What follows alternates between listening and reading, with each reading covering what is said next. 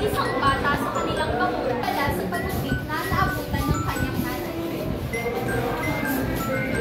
Alam mo, Nay, sana balang araw makikita ko na kahit na ano ang gawa ng tao, mahalaga ang bawat isa sa akin sa komunidad ng pamilya. Oo naman, dahil ng araw ay pagbukas na pagbukas ng bawat isa sa akin ay ibantay ng katigan. Kung sa komunidad na matay-matay ng lahat, Nay, ay duro, ang saka, at yung mga tingin.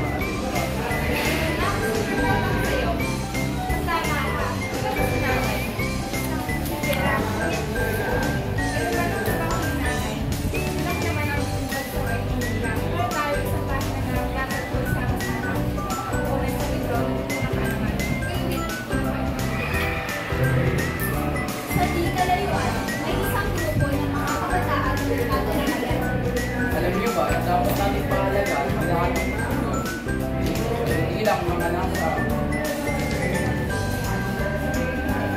Hindi lang mga nasa kusina ang nag-aambag sa ekonomiya. Pati na rin ang maglalako at magluluto. Oo nga, dapat walang diskriminasyon. Dapat ang trabaho ay may kahalagahan at pinigilan. Mula sa likod, lumapit ang isang matanda, si Mang Ernesto, na kilala sa kanilang barangay. Bawat isa sa atin ay may kanya-kanyang talento at kakayahan na pagkakasimulan sa atin. Kung tayo ay magpapatuwa o magtutulungan, maraming posible sa ating lipunang pagkakapili.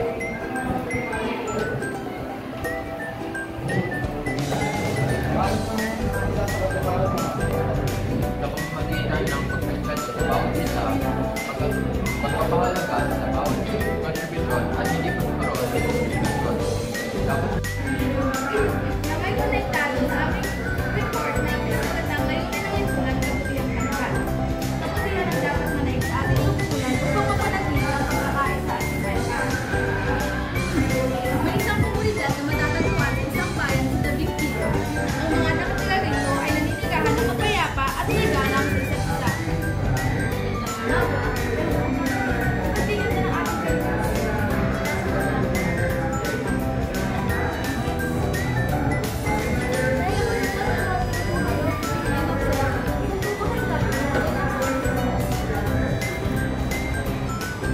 Sila ay nagtutulungan sa pag-isla ng kanilang pangunahin na pinagkakakitaan.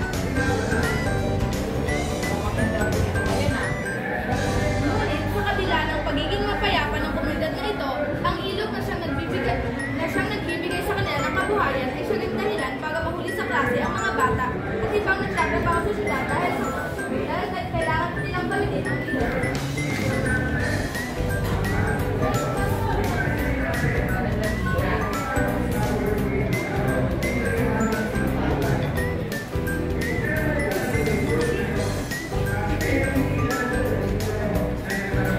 Dahil sa pangyayari ito, naisipan ng Pangulo ng kanilang pamayanan na sumagulat sa kanilang kapitan.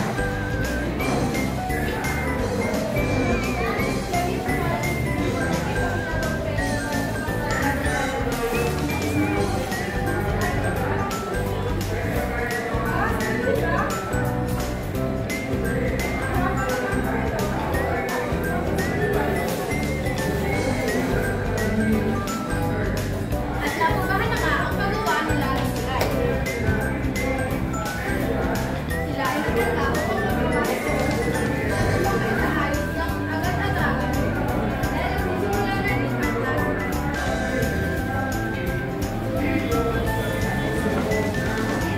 Nang matapos na ang proyekto nito ay mabilis na makakatawid ng mga tao na tulungan sa kanilang komunikasyon at patuloy na ang pagkulan ng kanilang lipunan.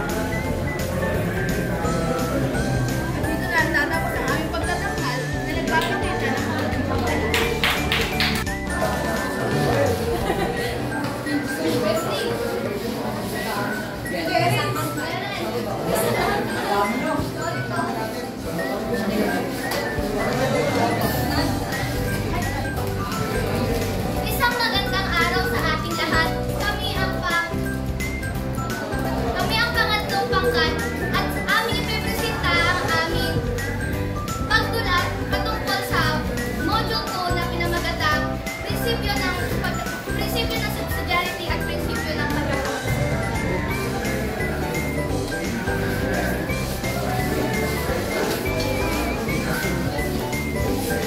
Sa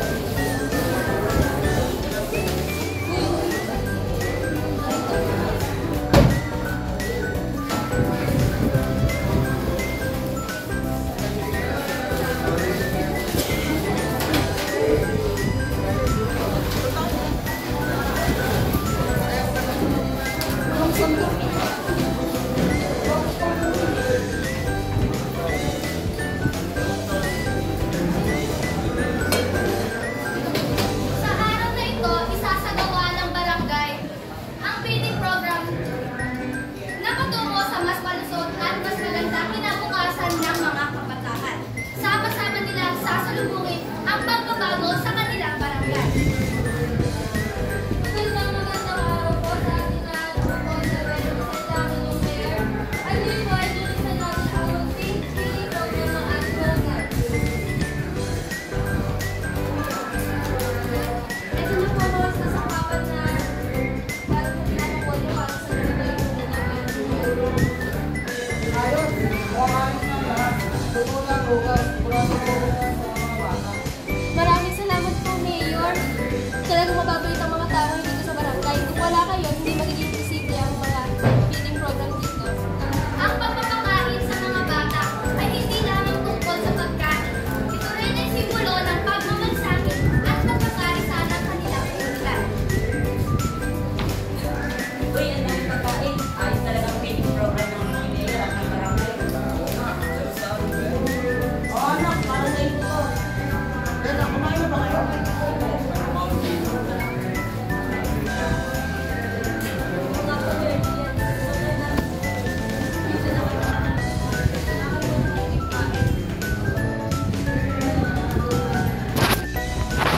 Pasok ang kalusugan.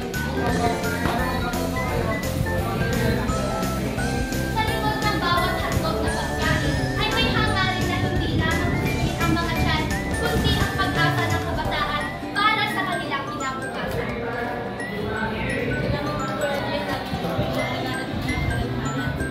Oo nga po.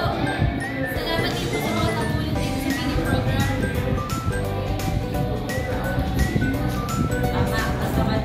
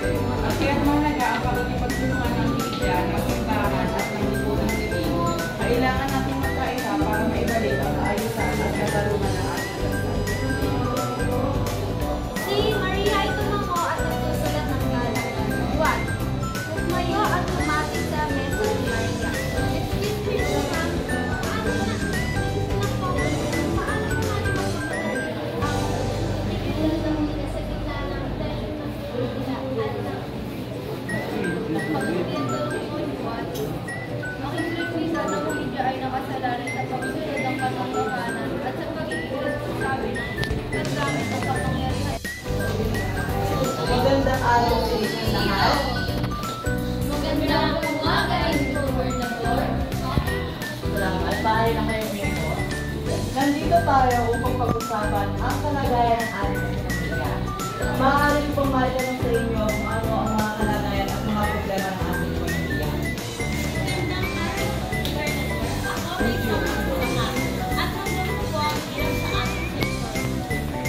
Ang presyo ng Ako nga po pala sa examen ng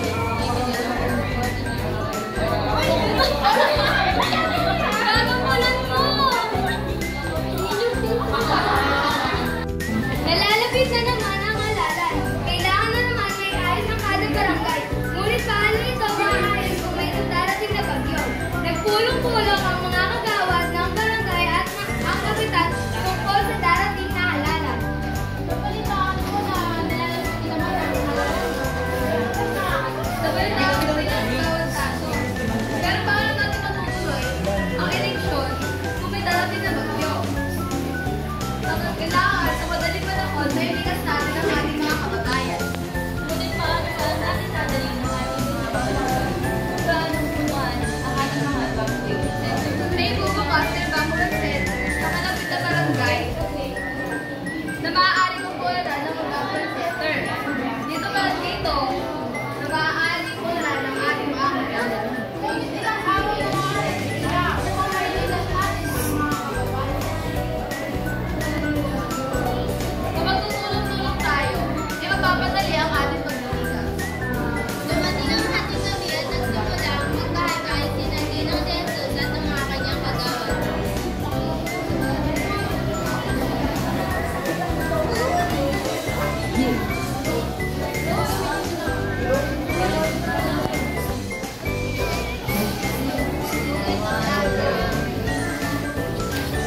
Sa isang payapang hapon, nagsimula ang klase tungkol sa lipunan at pamiliyang bandahan.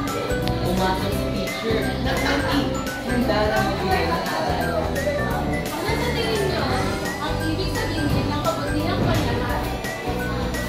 Bakit kailangan ito hindi pinakita ko ako hindi may pangangailangan? Nagtaas ng kamay si Bernadette na tila nag-isip kung bakit mahalaga ang pagkutihang bandahan para sa lahat. Magandang tanong! Ang lipunan ay gumagana sa pagtutulungan. Kung lahat ay nakikinabang, mas gaganda ang buhay ng bawat isa. Gawin ng pagsunod sa batas province. Kapag lahat tayo ay sinusunod, mas ligtas tayo. Pinaliwanag ng guro ang mga halimbawa ng kabutihang panlahat sa ating pang-araw-araw na buhay at paano ang bawat kilos ay makakatulong sa pagbuo ng mas maayos na komunidad. Hindi mo pa rin ito tungkol sa akin, hindi sa lahat. Oo, tulad ng pagtulong sa real story. Tama! Sa kabutihang panahon, lahat tayo ay makikinabang. Matapos ang talakayan, nagnilay ang mga estudyante sa kahalagahan ng pagtutulungan para sa kabutihang panlahat. At naiintindihan nila ang lahat ay magtutulungan at magiging maayos ang ating lipunan. Eksakto! Ang kabutihang panahon ay tungkulin ng bawat tao. Magandang hapon po! Kami ang grupo at ang inununsay namin ay tungkol sa lipunan pampolitikal, prinsipyo ng subsidiary at pagkakaisa. Ako nga po pala si Alexa Moreno. Ako po si Pete Enriquez. Ako po si Lisa Rivera. Oo, si Karen Sen. Ako po si Sayo Soriano. Oo, si John Kelly T. Evangelista. Oo, si Marcos Marcos. At kami ang Group 2. Okay, start.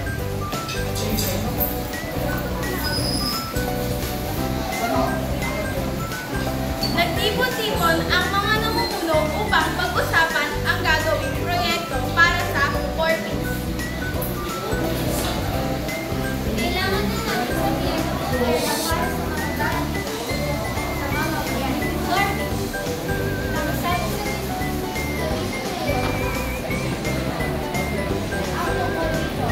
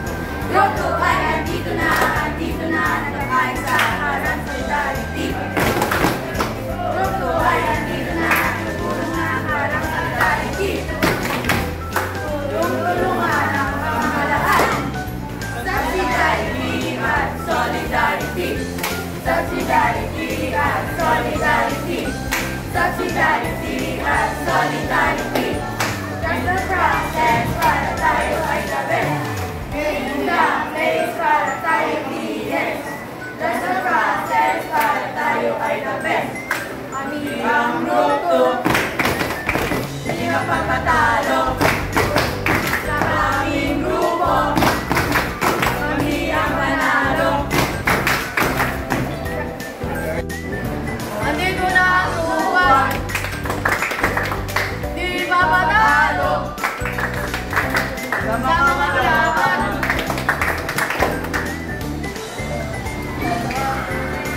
walang sinuman, walang sinuman, ang nabubuhay, para sa sarili lamang, sarili lamang.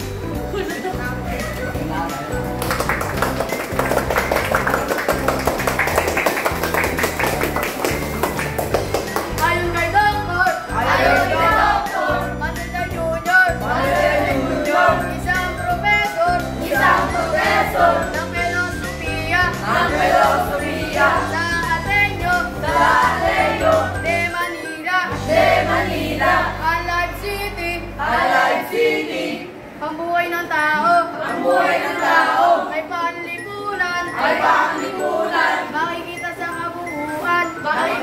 kabuuan, sa ating